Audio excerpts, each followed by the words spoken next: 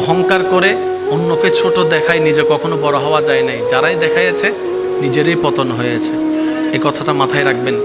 আপনি কারো কল্যাণে, কারো ভালো দেখে যদি আপনি হিংসা করেন, কোনো হিংসায় পদক্ষেপ নেন, ক্ষতি আপনার হবে, যে তার কোনো ক্ষতি হবে না। কারণ বান্দা যখন বান্দার ক্ষতির পিছনে লেগে যায়, এই কথা মাথায় রাখবেন।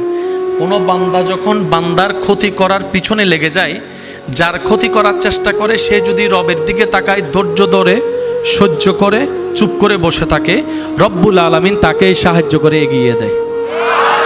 তো সেজন্য মনে রাখবেন, কেউ যদি আপনার পিছনে লাগে, আপনি তার পিছনে লাগেন না। কেউ যদি হামলা করে, আপনি হামলা করতে যায়েন না। কেউ গালি দিলে উত্তর দিতে যায়েন না। কেউ আপনার নামে সমালোচনা, বদনাম করলে শুনো, কষ্ট লাগলো, চুপ করে থাকবেন, পাল্টা উত্তর দিতে যায়েন না। কেউ আপনার ব্যবসা লস করার জন্য যদি প্ল্যানিং করতে থাকে, ধরতে পারলেও তাকে অপরাধী বানায়েন না। কেন জানেন? আপনি যখনই এরকম সিচুয়েশন করবেন, শুধু একটা কথা বলবেন, ইয়া রব, তুমি তো সব কিছু দেখতে পাচ্ছ। ইয়া রব, তুমি তো সব কিছু শুনো। তো ইয়া রব, তুমি তো সব কিছু জানো। আল্লাহ, আমি তোমার দিকে তাকাই, তোমার হুকুমের অপেক্ষা করছি। আমার হাত আছে, আমি তাকে মারবো না। আমার মুখ আছে, আমি তাকে বাজে কথা বলবো না।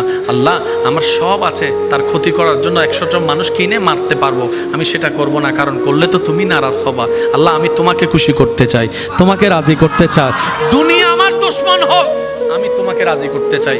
একবার বলে দেখেন, দেখেন আল্লাহ পাক আপনার পক্ষ হয়ে এমন এমন কাজ করবে, যেখানে কোনো প্রমাণও থাকবে না। জয় আপনার হয়ে যাবে, সম্মান আপনার হয়ে যাবে, রিজিক আপনার বরাদ্দ হয়ে যাবে বেশি আকারে। সুবহান।